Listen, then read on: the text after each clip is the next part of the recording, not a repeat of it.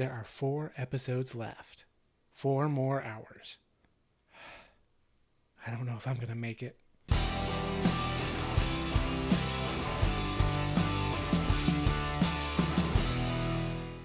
With episode 5, Halls of Stone, we cross the halfway mark of season 2.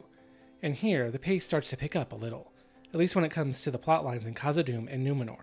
Unfortunately, the story is put together like a bridge from Portal Bridge Constructor, so when the show actually tries to run on it, yeah, it falls apart. There's a fair amount of writing in this episode that contradicts itself in the same scene. The timeline is still mutilated beyond comprehension, and we still have a continued and growing problem with the characters, but I will talk about that more at the end of the video. For now, let's get into it. We open on a sweeping shot of the Misty Mountains, which takes us into Khazad-dûm. The 7 rings for the dwarves have been completed. No idea how long it took, or why they gave them all to King Durin. Obviously, Rings of Power isn't concerned with details like that. King Durin selects one of the rings and puts it on, and we hear whispers of black speech, similar to a scene from the Lord of the Rings movies. This is to tell us that unlike the Elven rings, the Dwarven rings are definitely corrupted by Sauron. They don't want us to have any questions about it this time. King Durin goes to inspect where the miners are digging new light shafts. The king walks along one of the rock walls until we hear more black speech, and his ringed finger is drawn to a specific spot. The king tells the miners to dig at that spot, but Prince Durin objects. He tries to tell his father that the wall he's chosen is load-bearing, but the king yells back that he knows the mountain better, and then orders them again to dig, but they remain hesitant. So the king picks up a pickaxe and starts swinging at the wall himself. A short time jump later, King Durin is still picking away at the wall. His son asks him to take a rest, but the king persists. Then the whole cavern starts to shudder and shake, but the king's pickaxe breaks through the rock and sunlight spills into the darkened space. Prince Durin looks rather shocked. Apparently he was wrong about the wall being load-bearing. I don't know why they included this bit. It makes Prince Durin look incompetent and adds unnecessary tension. Are we supposed to believe the ring doesn't work the way the plot would demand it does? I don't know, but the king directs more workers to more spots, and more light shafts are found. So just like that, the dwarves have restored light to Khazad-dûm. The king is speaking to his people and says he pities those who dwell above, for they are slaves to the sun. Pity those who dwell above, slaves to the sun. In Khazad-dûm, we are free of its tyranny. We bring the sun to us. What? The entire kingdom was just in a dire situation because they had lost access to the sun. They are obviously very dependent on it to grow food. And as impressive as their system of mirrors is, I'm pretty sure the sun still sets on the Misty Mountains, which means they still experience a form of night. I suspect this is to illustrate how the dwarves see themselves as separate and different. It just doesn't work in this context. But setting that aside, they have the sunlight back, and they have food, because the shortages that were threatening the kingdom aren't mentioned again. They must have some kind of magical, fast-growing crops or something. The king praises his new Ring of Power for the success, and we see that Disa is not happy about this. It's clear that she's afraid that the Stone Singers have lost their positions, that they've been replaced by the ring. But then we jump back to Eregion, where an envoy of the dwarves have returned to celebrate the success of the rings. Just keep in mind the distance between Khazad-dûm and Eregion. For dwarves, this would easily be a week's worth of walking, at least. And that isn't possible, when placed next to the show's other storylines that we are supposed to believe are concurrent with this. Anyway, Celebrimbor touts the continued alliance between elves and dwarves by unveiling the Doors of Durin, the magic mithril doors that you might remember guarding the entrance to Moria in Fellowship of the Ring. Yep, more awkward callbacks and Easter eggs. And once again, Annatar Hellbrand Sauron is just lurking in the background. He doesn't seem happy about Celebrimbor's showmanship, but I'm not sure if he's actually disapproving or just constipated. Annatar Hellbrand Sauron leaves the party to go off on his own, and is followed by Celebrimbor, who questions him about not enjoying the celebration. Annatar Hellbrand Sauron explains that he's having trouble remaining festive, while people are still suffering under the result of Mordor's rise. And in a rare moment of competent insight, Celebrimbor picks up that he is backhandedly trying to bring up the idea of making rings for men. Annatar Hellbrand Sauron starts to deny this, but Celebrimbor says he's caught on to his game, how he plants ideas in people's minds and makes them think the ideas are their own, though I don't really think we've seen him do this. So far, Annatar Hellbrand Sauron has spent a lot of time silently sulking, and his primary method of manipulation has been to act really passive-aggressive, which does the character of Sauron a massive disservice. And if he keeps this up, I'm going to resort to calling him Low T Sauron. Low testosterone, or low T. So Celebrimbor, who's not acting like an idiot for once, stands his ground and says he won't make rings for men. Annatar Hellbrand Sauron replies by saying that he will make the rings himself. Then Celebrimbor goes back to being an idiot and just stands there and watches, as Annatar Hellbrand Sauron walks away to fire up the forge. I'm sorry, Lord Celebrimbor is the master of the forge. All the elves who work there work for him. They respect him, follow him, and learn from him.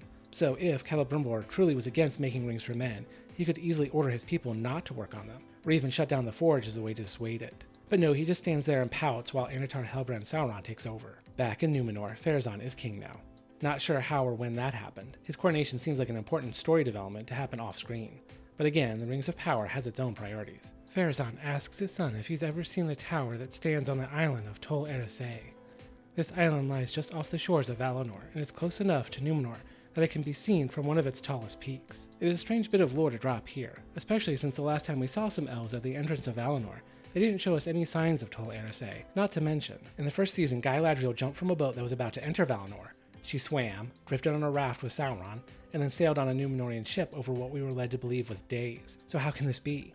Well, obviously Rings of Power follows its own lore about as well as it follows Tolkien's. This conversation is a massive information dump, where they finally tell us who Pharazôn is, and what his ambitions are. And as with other characters, they have him just tell us rather than build it through context clues. Pharazôn has a Lucifer complex. He thinks that Numenor can ascend beyond the elves and attain power and immortality for themselves. This scene is primarily here to set up the events that will lead to Numenor's downfall in a later season, but it also ham-fistedly gives us the son's motivation that he needs to do what he does later in this episode. Pharazôn says that his wife made a prophecy that their son would come to a bad end, and he hopes his son will prove it wrong. Wait, Numenorians prophesy now?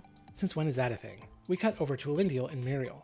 Elendil is already talking about overthrowing Pharazôn to put Miriel back on the throne. He says she still has many supporters, though that didn't stop Pharazôn from taking over. But Miriel isn't interested in staging a revolt. She asks Elendil what he saw when he touched the Palantir at the coronation.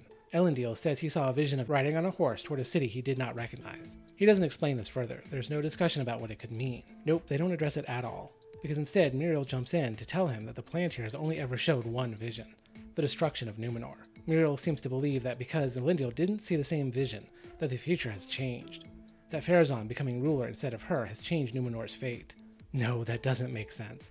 But regardless, Miriel doesn't want to be ruler anymore. She tells Elendil to return to his ship to continue serving Numenor. Elendil submits and returns, only to find that his crew has all been relieved of duty, and finds that he himself has been stripped of his command. Elendil demands to know who ordered this when his daughter pops up to say she did. Apparently, she's been given a job high up in Pharazôn's new administration, and she's firing anyone she doesn't believe is loyal to the new king. This character continues to be one of the worst, running a close second to Galadriel for me. She has no real motivation for what she's doing. Why is she so loyal to Pharazôn that she's betraying her own father? Don't know. Elendil is understandably upset over this. Sister tries to reason with him. She tells him that everything will be fine if he just swears fealty to the new king. She frames this as if she's helping him, to see the right thing to do, which makes her out to be a snake if she thinks she can stab someone in the back and still pretend to be on their side. Of course, Elendil is portrayed as a man of honor and integrity. He refuses to bend the knee, and urges his men to accept that he is no longer their captain. And then Rings of Power rips off a scene from Dead Poets Society, and we have a Captain My Captain scene. Captain, my captain. I shouldn't have to say this, but copying and pasting a scene from a great film doesn't improve your crappy one. Just before we leave Numenor, we see that Pharazôn has the Palantir, and of course we know he's going to use it. But we're back in Lindon, where Gil-galad is reading Celebrimbor's letter, the letter he wrote in episode 3. It's only just now reached Gil-galad. Okay, hold on. When Gil-galad sent a letter to Celebrimbor in episode 1, by episode 2 they were worried that they hadn't heard back from him yet. Then in episode 3, Celebrimbor writes a letter to Gil-galad, and it doesn't arrive until episode 5. Hold up. Wait a minute. Something ain't right. Since he sent that letter, the dwarves had made 3 trips from Khazad-dûm to Eregion and back. They have forged the 7 dwarven rings, and Elrond's team made it most of the way from Lindon to Eregion. Oh well. Overlaid with Gil-galad reading the letter, we see Annatar Hellbrand Sauron is working with the Forge Elves to create the rings for men, while Celebrimbor continues to just watch them. A female elf commander urges Gil-galad to send the army to attack Mordor before Adar can gather more strength, though it's odd they don't know Adar has left Mordor with his army. Apparently they don't have a single scout reporting what's actually happening in Mordor. But Gil-galad isn't really listening to his female elf commander, because as he fondles his ring, he gets another vision. Fish flopping around on the ground, death and destruction. The female elf commander is why Gil-galad is letting random visions from his ring sway his decision-making, which is a good question, but I'm not sure why it's coming from this character. The elves all saw the power of the rings, the way it restored the tree and healed the elves. Why would they be doubting it now? We don't get an answer for that, because we cut away to the dwarves. Prince Durin and Disa are at home, talking about the king's obsession with his new ring, and as predicted, Disa now doesn't trust it. Her stone singing has been usurped, and she isn't happy about it. Another jump brings Durin and Disa to the shopping market. Disa spots a round gemstone that she wants to buy for their daughter's birthday, but the merchant tells them all the prices have gone up because the king has ordered a new ring tax on everything. This drops out of nowhere, but immediately validates Disa in her distrust over the influence the ring is having on the king. Disa haggles the merchant down, and they buy the gemstone, but then Durin just kind of disappears, and Disa drops the gemstone. It rolls off through the crowded market and into an opening in the rock wall. Disa chases it all the way down to a hidden cavern and picks it up. But then she hears some strange noises and rumblings coming from beneath the floor. She tries to do her stone singing thing, but the noises and rumbling gets worse, and she drops the gemstone again and it smashes on the ground. Oh no, the birthday present for the daughter that we've never met. It is fascinating that they keep referencing these kids that are so unimportant they've never even shown them. Next, King Durin has called together representatives of the 6 dwarf lords from across Middle-earth. Hard to say how long that would have taken, since they haven't told us where the other dwarf kingdoms are. But King Durin talks about the threats they all face, and how the rings are the answer to those threats, that he will share them for a price. We don't hear what that price is, or if they've accepted, because we cut to the king talking to the miners. It seems there's a massive wealth of gold under Khazad-dûm.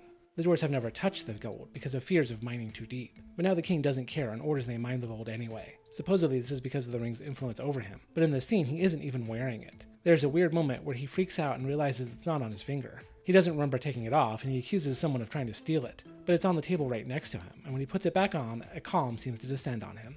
Then Prince Durin shows up to tell the king about Disa's encounter in the cavern. He says she heard a nameless ancient evil, something Disa has somehow gleaned from a strange noise and some shaking rocks. But the king doesn't listen. He says through the ring he can see the mountain. He knows it, and there's nothing to fear.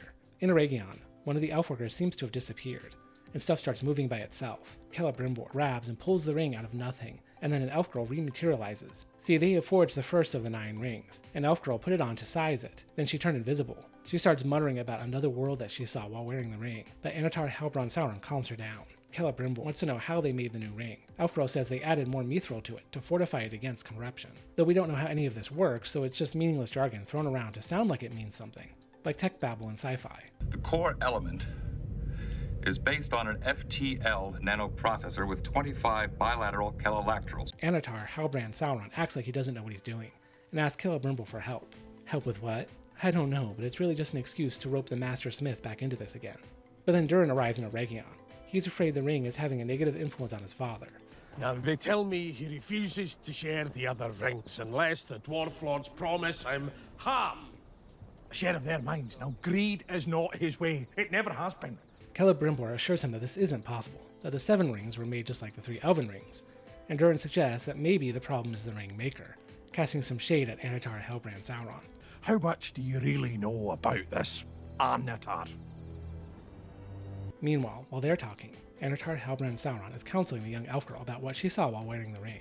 He compares her beauty to Galadriel's, and the compliment is so strong she forgets everything and seems to be falling for him. Yes, that's a thing that really happens. Back in Numenor, Elendil is taking part in a ceremony for the soldiers who died in Middle-earth at an old elven temple. Pharazôn's son shows up with some soldiers to shut down the temple because they want to tear it down to build a new aqueduct. The kid provokes Elendil until he punches him, and Elendil is arrested. But this guy, I don't remember his name, I called him Curly in my notes. Curly attacks the kid, and they fight. Curly breaks his arm and has him at sword point, but Elendil tells Curly not to kill him. Curly drops the sword and starts to walk away, but the kid stabs him through the back, and Curly dies. Show me what you got. Is that the best you can do? I'm sorry, I know this is supposed to be sad, but we barely know Curly, and this moment is so choreographed and over the top it's hard not to laugh at it. Anyway, the point is things are looking grim in Numenor. In Eregion, Celebrimbor is talking to Annatar Halbrand Sauron about Durin's concerns about the Dwarven rings. He wonders what they did different that could have had a negative impact on the rings. Annatar Halbrand Sauron tells them that they introduced deception when they lied to the king, and that found its way into the rings. He tells Celebrimbor to go confess to Gil-galad, to set things right before things get worse, but Celebrimbor believes that Gil-galad would imprison him for what he's done. Before that, he wants to finish his work, though he's already been warned that things will get worse. In Khazad-dûm, Durin tries to talk to his father again, but the king just wants to praise him for pushing their alliance with the elves, and he offers him his position as prince back. In Lindon, Elrond has finally reached Gil-galad to warn him about the impending attack on Eregion, but Gil-galad tells him that the elves can't fight 2 battles at once, at least not alone. But there's no time to explain that, because the orcs have drawn close to Eregion. They are making camp and preparing for an attack. Galadriel is wheeled into the camp in a cage. Glug lets her out only to threaten to cut her throat, but Adar steps in to stop him. Galadriel thanks Adar by grabbing him and pressing a shift to his throat, but a level-headed Adar tells Galadriel that instead of an enemy, she should regard him as an ally against their common enemy. The scene cliffhangs there as the elves in Eregion restart their work on the 9 rings for men. And that is episode 5 of Rings of Power Season 2. They jump around a lot, further scrolling up the timeline and throw in a bunch of forced exposition with little or no context. But I want to take a moment and discuss what may be Rings of Power's biggest flaw: the characters. A big issue I have with this show is how it treats its characters, or lack thereof. That is to say, Rings of Power doesn't have many characters. Now I can hear you say, but this show has a huge cast. How can you say there's no characters? That's because characters in fiction have depth. They have motivations. They have thoughts and feelings. They have past experiences which inform how they behave. Well, written characters are just like people in the real world. Their speech and actions should be understandable and perhaps even predictable as you get to know them. After a while, you learn to anticipate how they will act based on that knowledge. Rings of Power doesn't have those kinds of characters. In this show, they are little more than plot devices. They have no reason to exist beyond the purpose they serve in the narrative, the equivalent of a cog in a machine. They are necessary for the machine to run, but their worth only comes from their function. This makes it hard to set stakes for them because there is no investment. For instance, there is no weight to Curly's death because we barely know who he is. Isildur's sister is a force in reshaping Numenor, but we know nothing of her motivation. How much does she know about what happened in Middle-earth? The events that led to Isildur's supposed death? Why does she blame Muriel for a volcano exploding? Why does she trust Pharazôn to the extent that she's willing to betray her own father? We don't know any of this, so the sister isn't a character. She is a plot mover. She is a means to a narrative end. Rings of Power is replete with these kinds of characters. They just do things so that things can happen, so that other things can happen. None of it is motivated, and therefore it carries no weight. Especially since many of us know what happens in this story.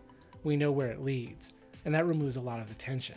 The biggest thing the Rings of Power could give us to invest in, then, is its characters. Strong, relatable characters that we like to see on screen, that we could develop a connection with. Then there would be stakes, because even though we know what happens to some of these characters, we still care enough to be invested in their journey. By refusing to build strong, well-defined characters, the showrunners have hamstrung themselves. There's no reason to care, which makes the whole affair rather insipid. But this is all just one rebel's opinion. What do you think of episode 5, and how the show is progressing? Let me know in the comments below. Like the video and subscribe to the channel so you'll get all the latest updates from Rebel Normal.